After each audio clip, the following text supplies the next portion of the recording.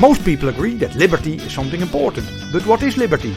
You are not free if you are forced to pick cotton day after day, but you are still unfree if you are forced to work for a boss and rent from a landlord because you cannot have a piece of land where you can run your own business or build your own home.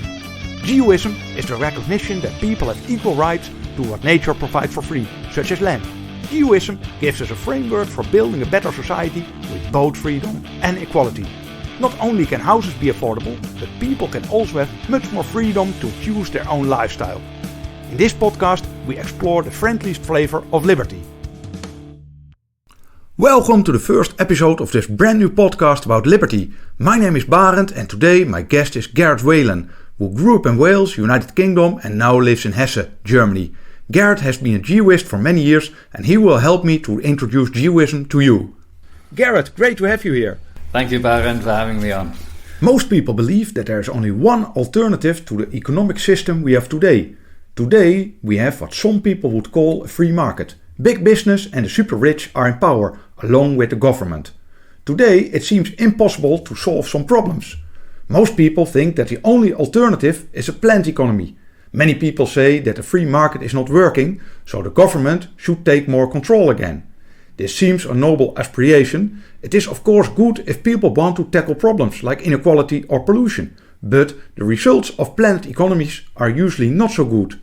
Geoism is the unknown alternative that combines the best of both systems. I think we can introduce Geoism in at least two ways. First, we can start with the idea that it is strange that some people have to pay a very high price or even cannot dispose of things that nature gives us for free, such as land on which we build our home or run our business. People have equal rights to what nature provides us for free, and so should be able to have their share. If we explain Geoism this way, we could think about access to natural resources such as land. Yeah, absolutely. And not only land. While land is, of course, vital to many issues, the Geoism covers a lot more than that. It covers mineral resource rights, the rights to water and fossil fuels and environmental impacts. All of these things are covered by Geoist principles. The second way to describe Geoism is the more economic approach. Gareth, how would you introduce Geoism to people who don't know it? Okay, I would say it's an approach to economics, to a way of organizing our society that acknowledges that there's a fundamental difference between that which nature provides and the things we make and do ourselves. So it sounds obvious that the sky and the sea is different than a piece of furniture that we've made or a car that I've bought or the house that I've built. Mm-hmm. But if we don't acknowledge fully the fundamental difference and we incorporate that difference into the way we run our economy, then we run into all kinds of problems, sustainability problems, housing problems, working condition problems, etc. There doesn't seem to be an obvious connection between the two, but if we address that fundamental, if we incorporate that fundamental difference into our economy, into the way we organize our lives, then a lot of these problems, which sometimes seem, how are we going to solve those problems? They just drop away. That sounds great. So, seeing as it's the first, can I take the liberty of putting the question back to you? Yeah, sure. I think Geoists want to solve problems such as poverty, inequality, unaffordable houses and pollution. However, our approach is not creating more and more regulation. Geoists want to tackle the problem at the root and do something about the power that those who own the earth have over people who do not own the earth. And if people have equal rights to the earth, we don't need a very large government anymore. Today, people who do not own any land are in a difficult situation. As a renter, they cannot find a place to build their own house if their rent is too high. As an employee, they cannot find a place to run their own business if their wages are too low. And if the prices for campsites go up, it might be impossible to have an affordable holiday. This all has to do with the power those who own the earth have in our present society. Or a shorter answer could be, Geoism is a recognition that people have equal rights to the earth and an approach to create a more equal society with a smaller government. Well, the land question, I didn't address that directly. I was talking more generally about nature. I'm glad you've gone into that. And Herbert Spencer had an interesting way of looking at this. He was, I don't remember his dates now, but this would be early 1800s. And he said that in a world where all land is owned, the landless live by permission. Yeah, sure. So yeah. effectively, if you don't own, you need consent of a landowner for somewhere to live, and you need consent of someone who has a business, who either owns land or has themselves permission from landowners to run their business for a job. You can neither exist nor earn without land. And I think in the modern economy, it's easy to forget how fundamental land still is. It's not about the old agrarian societies, even though some of these principles originate from looking at using land for food production. Using land for food production is still important, but the vast majority of the of land value these days is in the cities. And that is also where we have the great wealth and we have the great poverty. Maybe we should mention that Geoism is a variant, is another way of expressing Georgism. Georgism is essentially the same beliefs, but it comes particularly from the American 19th century economist Henry George. Geoism opens it up to principles and is not necessarily tied to the reasoning or the solutions or the roots of Henry George, but it's freer to see what is possible today. Yes, Geoists and Georgists acknowledge that if a small group of people owns most of the earth, we have a problem. Most Geoists think a land value tax would be the best way to make land better available to normal people. There are several different ways of explaining how this works. I think the simplest way is to see it as a way of equally sharing the earth. If the revenues of a land value tax are divided equally as a basic income, everyone on earth can have some land. The revenues of a land value tax could also be used to reduce or eliminate other taxes. Many Geoists believe that the only tax should be one on the unimproved value of land.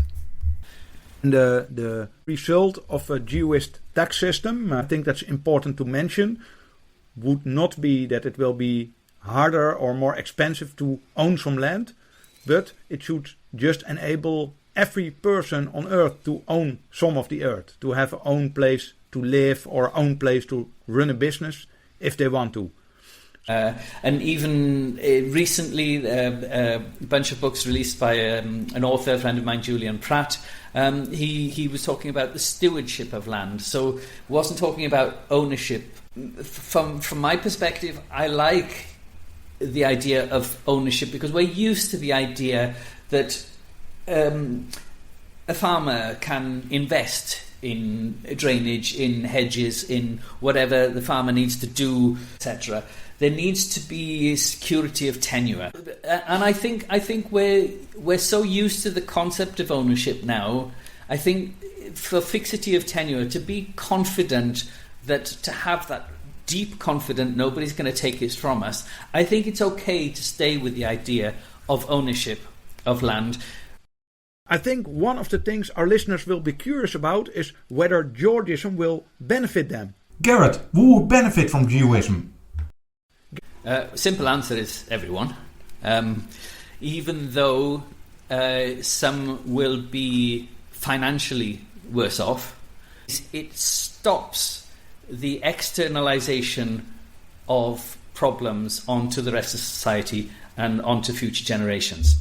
Companies and some individuals are externalizing their costs onto the rest of society and onto future generations.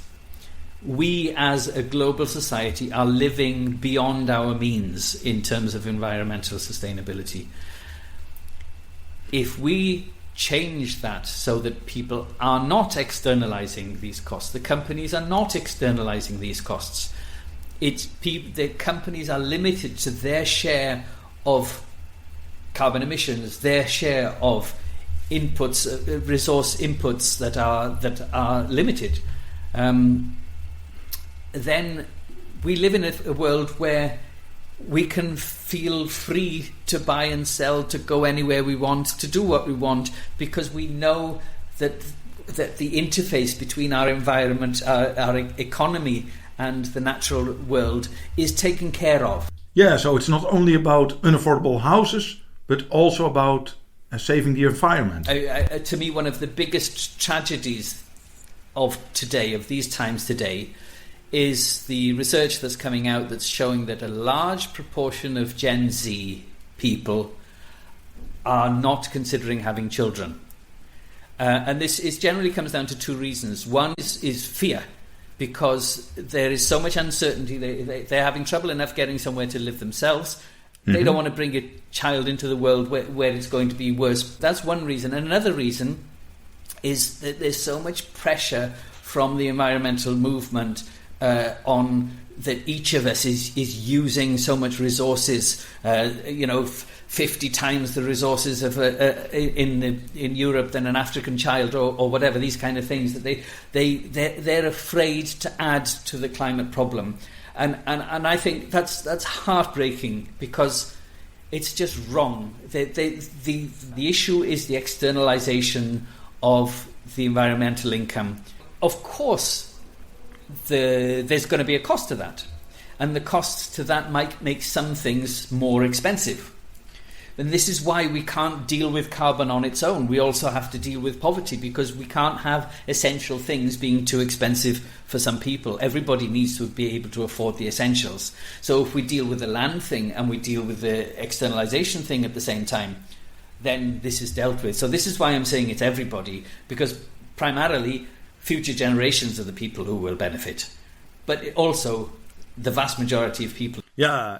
I've seen some numbers about the percentage of people owning. I think it was about the UK, and when you see how small the group of people is who owns about 50% of the land in the United Kingdom, and I think for many other countries it will look similar. It's only a very small group of people who owns really much land. And I think that's also very important to mention, that homeowners and small business owners should not be afraid of Geoism. Today, I think homeowners have the idea that they become rich because they own their home, and the value of their home, or especially the land below their home, is getting higher and higher. And that makes them feel rich.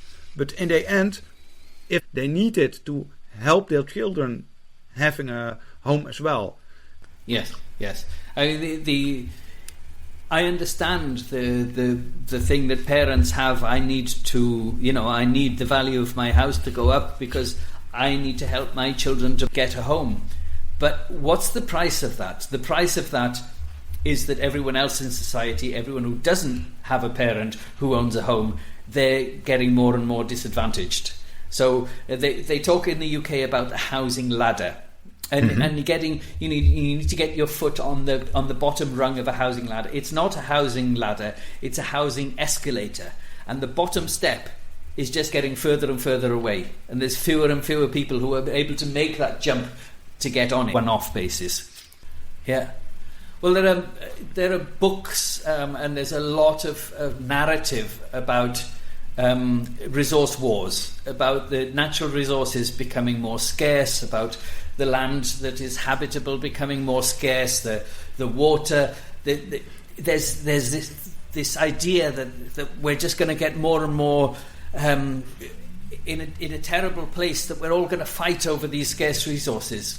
And I think it's all completely unnecessary, because that's all based on the principle of ownership to the exclusion of everyone else. If we introduce to our minds the ideas behind it, if we introduce to our society the mechanisms that implement these things, then all that pressure towards these conflicts just evaporates.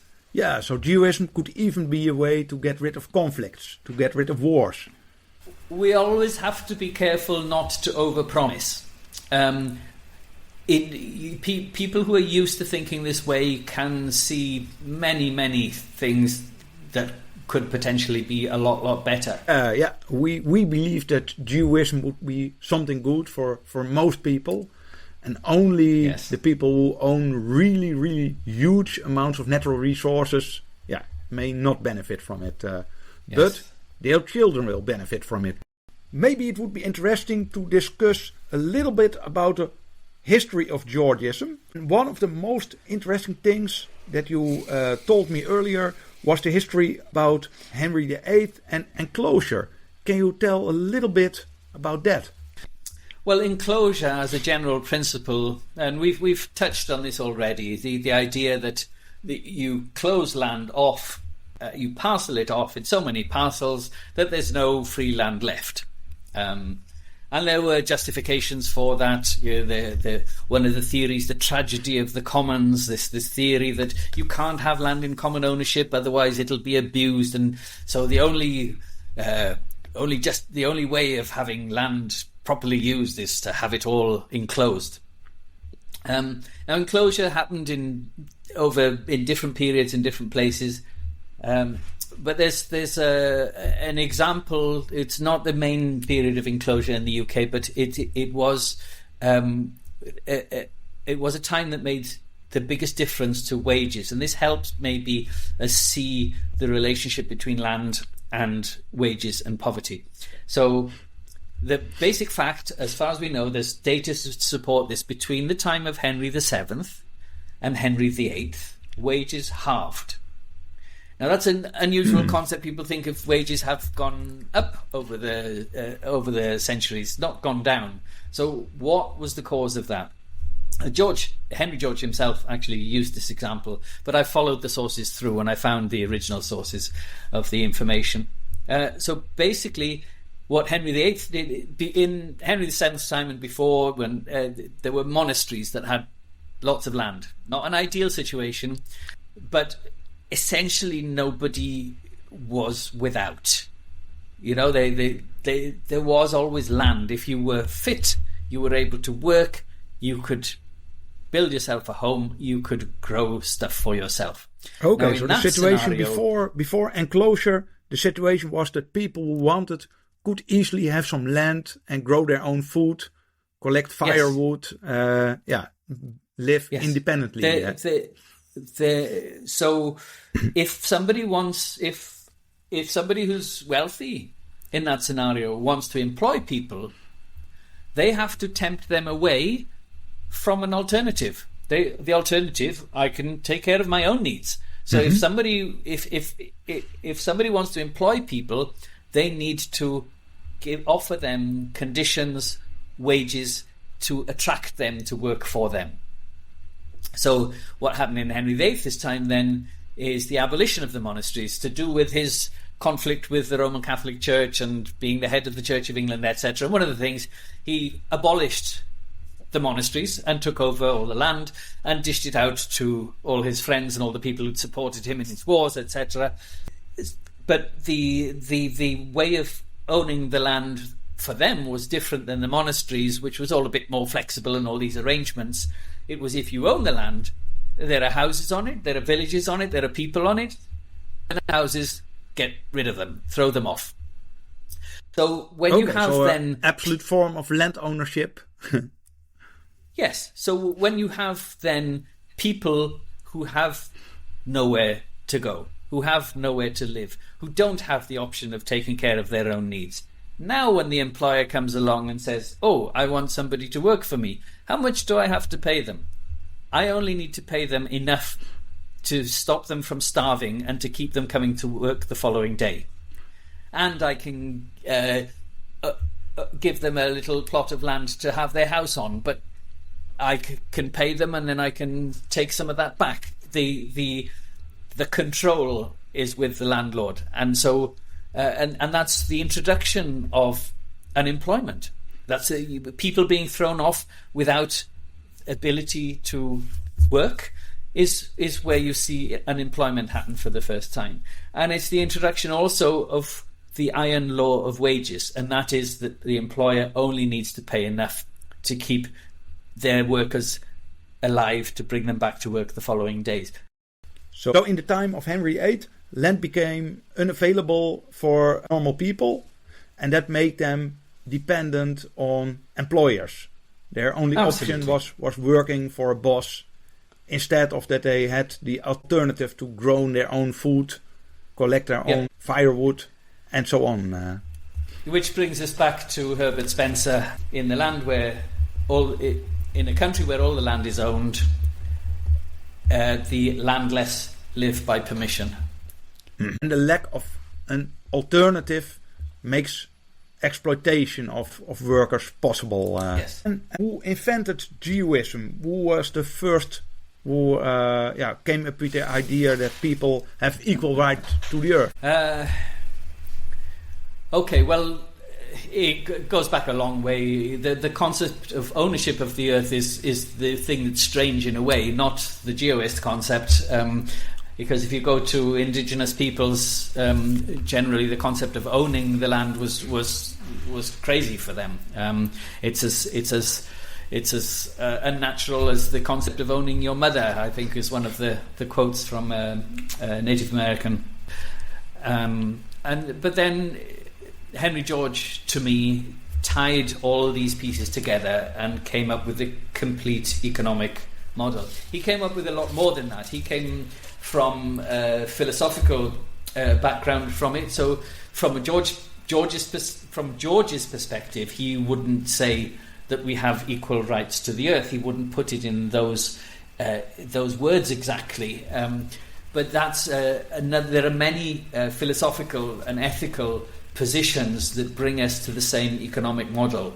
And that's one of the exciting things is that people can come at it from a spiritual side, or from an individualistic side, or from a societal benefit side, or from an environmental. There's lots of different ways that people come. But if you look at the economic model at the core of it, then almost all these people will be in agreement on that and see how well this can work. Yeah. I think someone else has been important in the development or in the history of Georgism is Thomas Paine. Do you know agrarian justice? Yes. I can read some sentences from it. It is a position not to be controverted that the earth in its natural uncultivated state was and ever would have continued to be the common property of the human race. In that state every man would have been born to property. And he proposed also that landowners had to pay a ground rent, and he proposed to have some kind of social security close to a basic income or so.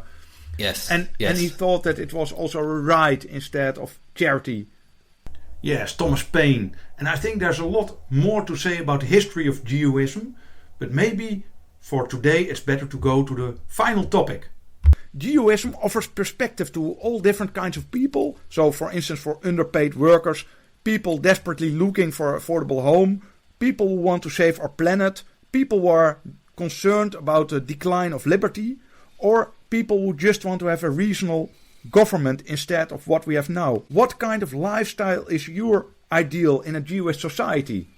How would you prefer to live, Gareth? Okay.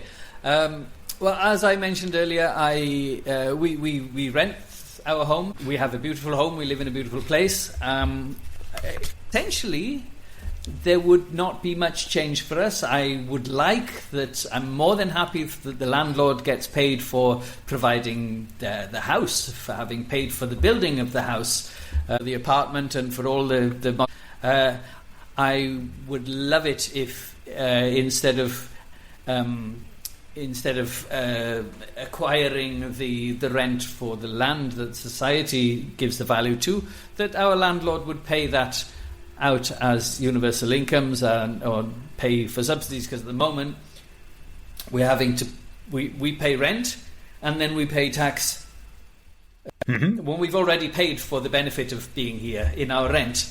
We shouldn't need to pay that also in tax. And also as someone who has a number of businesses, it's the complexity of tax. The tax costs a lot more than the actual pay around taxation is crazy. So running a business could be more fun when the tax system is less complicated. Absolutely. But in terms of lifestyle, if we're living in a world where all the externalizing of costs to future generations has finished, then we're free to buy what we like. We're free to go where we like, and we don't have to worry about environmental impacts on what we're doing. And more than anything, for my nephews and nieces, for the youngest generations, we can sleep at night, we can rest at night. And these Gen Z people who are afraid to have children, to have families, and to celebrate life to the full. Beautiful. Thank you, Gareth. I think this was enough for today, and I hope that you're willing to join me again. Oh, you're more than welcome, Baron. It was a pleasure. Of course, I'd be happy to come back. I never tire of talking about this stuff. Okay, now thank you very much. See you next time. Bye bye. Ciao now. Still there? That's awesome. Please promote this podcast and tell your friends that Geoism is the way to go. My website is geoliberty.nl. Bye.